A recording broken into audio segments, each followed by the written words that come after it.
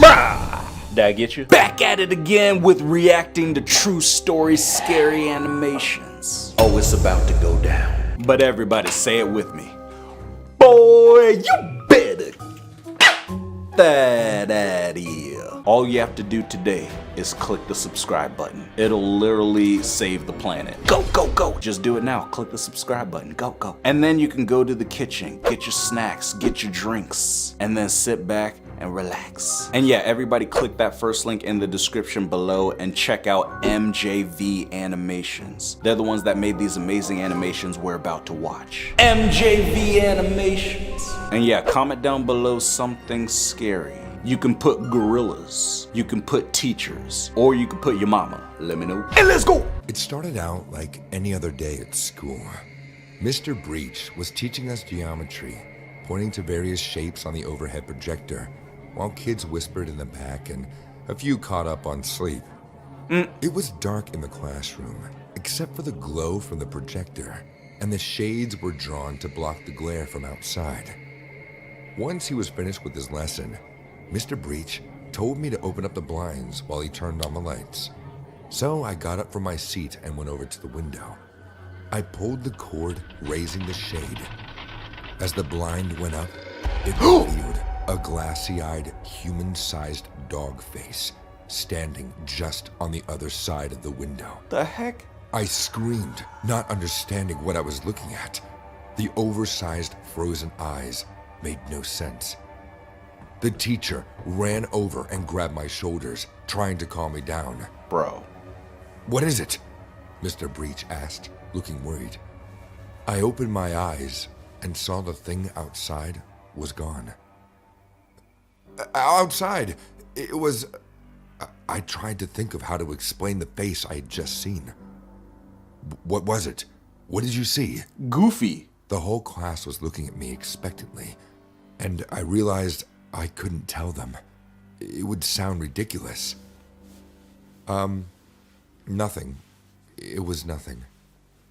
He looked angry and told me to take my seat and not to disrupt his class any further. I obliged, giving the window one last worried glance. I didn't see the thing again, not until a couple hours later, and by then, it was too late. Ugh. There were odd rumors circulating around the schoolyard at recess, saying that something had happened near the local Disney park. Some sort of outbreak. Whether it was caused by a terrorist attack or an accident at a nearby chemical factory, nobody was totally sure. The news was reporting people getting sick, acting strangely, and then biting people. And those bitten were becoming infected and biting people too. Like zombies. But that was impossible. I told myself it had to be a prank or a mistake. Maybe it was a viral marketing strategy for an upcoming Walking Dead movie or another spin-off. Despite the reports, we were allowed outside for recess. Nobody thought there was any real danger to the public outside of the nearby Disneyland park at that point. The news was reporting that it was contained. Whatever it was contained. I was with a few friends in the field, tossing around a football during recess when Soccer. I saw a figure standing in the trees about 100 yards away. He was in the shadows, so I couldn't tell much about him, but he looked strange. The outline of him didn't look human. "What's that?" Your mom. I asked my friend Dave. He looked where I was pointing, and as he did, the figure ducked behind the trees with a quick sidestep, disappearing behind the trunk of a large oak tree. "What? I don't see anything," Dave said, handing me the ball. "Your throw. What's up with you today, man? You're acting so weird." I tried to explain to him that I had seen someone, but he wasn't listening, just walking back to a distance so I could throw the football to him. Soccer ball. After a few seconds, I did, but then I took another worried glance back at those trees. Maybe I was mistaken, but I could have sworn the silhouette I'd seen looked like... No, it couldn't have been. I shook my head and told myself I was imagining things. After recess, we had English class, and I was seated beside the window again, My eyes kept drifting outside and towards that tree line, where I saw figures moving towards the school. But I couldn't say anything. Frozen with fear, I sat there watching them as Mrs. Blackwood talked about Shakespeare. And eventually, I began to tremble and shake violently as I saw them approach the school. Finally, the sound of window glass breaking in an adjacent classroom broke me from my stupor, and I screamed, pointing outside at the growing horde. But by then, it was too late. Others were inside. The PA came on announcing a school-wide lockdown, telling students to hide under their desks and teachers to lock their doors. Are you serious? Mrs. Blackwood went to do that, and just as she was about to shut the door, the door burst open, and several Disneyland mascots trampled into the room, their mouths soaked red with blood. Ugh. Their white-gloved hands were covered in viscera and chunks of organs, and Mickey and Goofy were making rageful, hungry-sounding grunts and groans. "Mickey!"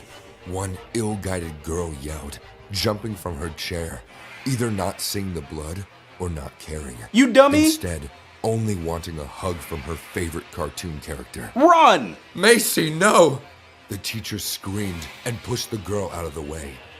She got between them. Oh, and no. a second later, Mrs. Blackwood was being pulled out of the room by her hair by Goofy and Mickey.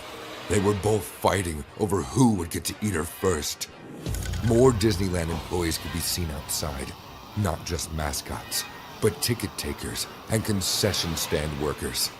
I saw a pimple-faced kid climbing in through the broken window, his hands getting sliced into pieces by shards of glass, but Ew. he seemed not to notice. He reached out his blood-soaked arms and began to race towards Dave and I, and the two of us ducked out of reach just in time, crawling beneath our desks and out into the hallway. Once we got out into the hall, we saw Mrs. Blackwood being eaten by Mickey Mouse and Goofy. They were on their hands and knees, cramming raw, bloody meat into their mouths. Mrs. Blackwood wasn't even dead yet. She screamed as they ate her piece by piece. Dave reached out as if to pull her away from them, but I knew it was hopeless. She was a goner. "Get in here!" Mr. Breach shouted from the classroom at the end of the hall. Dave and I ran away from the zombie-themed park workers and towards our teacher. I remembered before recess seeing the face outside the window of his class, what felt like 1,000,000 years ago by now. It had made no sense at the time, but now I understood. The glassy-eyed, oversized dog face looking through the window. It was Goofy. He had been lying in wait for quite a while, building up a hunger for human flesh, building up the nerve to attack. Mrs. Blackwood screamed from down the hall, begging for mercy, but the Disneyland workers kept gorging. "That should keep him busy for a while," Mr. Breach said, pushing us into the classroom and blocking the door with a chair. "What are you doing?" I asked. "We need to get out of here. We need to run." Uh-oh. Mr. Breach opened his laptop and turned on the news, showing us images of our city. Zombies were everywhere. It had all happened so fast. "Hunker down, boys. This handful of zombies we're looking at is nothing compared to what's out there. Looks like it'll be extended detention for both of you." No! Zombie outbreak with Disney character? Oh my gosh. If school wasn't bad enough, now you have to stay there forever? Ugh. You guys gotta get some weapons, man. Get some grenades or something. Get a flamethrower. We gotta burn Goofy and Mickey. But let's go ahead and check out another one. Let's get it. I'm having second thoughts, I heard my mom saying from behind the closed door of my principal's office. "Can we take another day or two to think about this?" This place was supposed to be my new school, and I was really looking forward to it. Compared to my old public school, with its leaky roof and old ripped textbooks, this was a palace. We'd just finished taking a tour, and I was startled to see it had an Olympic-sized swimming pool, 2 basketball courts with a big electronic scoreboard, and a cafeteria with mouth-watering meals for breakfast and lunch. We'd gotten to sample the cuisine, and it tasted like something from a gourmet restaurant, not a school cafeteria. Which made me wonder why my mom was asking for more time to consider. According to the principal, everything was paid for because I had qualified for a scholarship. Maybe this will change your mind. I heard a soft click, and my mom gasped. Oh, all right, but you have to promise nothing will happen to him, right? You have my word, the principal replied, and the door opened a second later. My mom walked out looking sad, holding her purse in one hand and a thick briefcase in the other. Okay, dear, you have a good day at school, she said, tears in her eyes. I nodded my head, feeling worried for reasons I just didn't understand. The way they were talking scared me, and the look on my mom's face as she glanced over her shoulder nervously didn't help. But still, she walked away down the hall and left me there with the principal of my new school. Oh! Welcome to Neverland Elementary, the man said with a weird Peter smile. Pan. Come on, I'll show you to your class. We walked down the hallway, passing room after room of empty seats. I looked in the glass windows of the doors and eventually had to comment on it. Where are all the other kids? I asked. Yeah. These other classes are empty. The man gave me one of those unsettling smiles, looking down his nose into my eyes. Oh, we'll find them soon enough. It takes time, you know. Not everyone wants to go to Neverland. Why not? The man stopped in front of a classroom door and knocked before going inside. He didn't answer my question, shoving me into the room and telling the teacher that I was her responsibility now. The black-haired woman at the front of the class had a cold, stern face and thick glasses connected by a chain at the back so she could hang them around her neck if she chose to. She did so just then, giving a weight and gravity to the situation as she ushered me to my seat. There were only 5 or 6 other kids in the sparsely populated classroom, and the blackboard at the front was blank and empty. Instead of teaching us anything, the woman just stood there, like an actor between scenes waiting to start her lines. I glanced around at the other kids, gulping down a dry lump in my throat and feeling more and more worried by the second.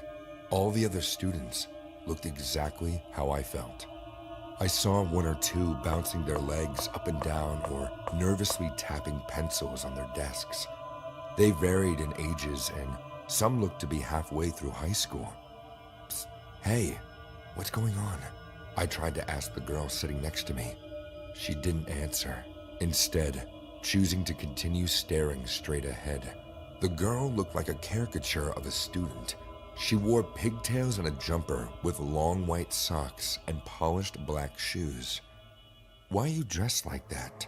I asked. Me. No talking, the teacher hissed from the front of the class, and then went back to staring blankly at the blackboard. A piece of chalk was in her hand, poised as if ready to begin writing, but not quite yet. Then the door opened, and a man, Dance, walked in. The heck? Immediately, everyone in the room straightened up and looked at attention. I hesitantly did the same. Good morning, Mikey, the teacher said with a cheerful voice, totally unlike how she had spoken earlier. The man was skeleton thin, pale as a ghost, his cheekbones prominent. His skin looked pulled back and tight as he spoke in a high voice when he replied to the teacher saying, "Good morning," back to her. He was dressed like a kid, wearing sneakers and a backpack, jeans and a t-shirt with cartoon characters on it.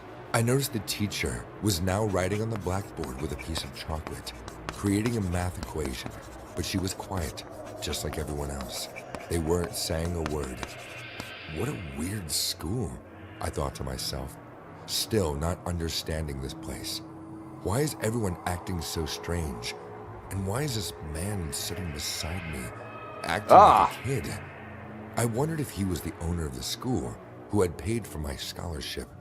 and it occurred to me that if he was, maybe I should thank him. Maybe that's why everyone was so quiet. Turning to look at him, I saw that he was staring at me already. His thin lips were pulled back in a smile, and his teeth were bared in a manic grin. Red-rimmed eyes wide as dinner plates looked back at me, his curly strands of black hair dangling in front of them slightly. Are you the owner of Neverland School? I asked. If you are, thank you for the scholarship. I reached out my hand to shake, and he laughed, a high-pitched, "No, silly," he said, slapping my hand away. "I'm Mikey. I go to school here just like you." That was weird, but getting more and more nervous, I just said, "Okay, nice to meet you," and turned back to look at the Time to teacher. leave. But the man wasn't looking away. "Welcome to Neverland Elementary," he said in his high-pitched voice. He pulled his chair and his whole desk closer to me by half a foot, until I could smell his breath beside me. "I'm the most popular kid in school. You want to be friends with me," he said, inching even closer. "You want to come play at my house after class?" Nope. This was way too much for me. This was getting way too creepy. I got up and ran out of the classroom. There you go. Ducking past the teacher's grasp, and at the last second, she tried to stop me. I made it through, and the hallways were empty, making my escape easier. But I had to go past the principal's office on the way out, and I was expecting him to try and stop me. Surprisingly, he didn't. I got to the double doors and tried to pull them open. I found they were secured by a thick chain and padlock. I turned around to see Mikey just behind me. I screamed as he came closer, his hands reaching out to grab me to take me back. "Oh, you'll learn," he said. "Neverland is a very special place. You can stay young forever here, but you don't ever get to leave." No! You gotta be kidding me. See, this is why I don't go to school, okay? You might end up dealing with some creepy people like that. Not today, man. I'm staying my black butt home. But if you enjoyed this video, then go ahead and smack that like button. And yeah, I'ma see ya in the next one. Peace.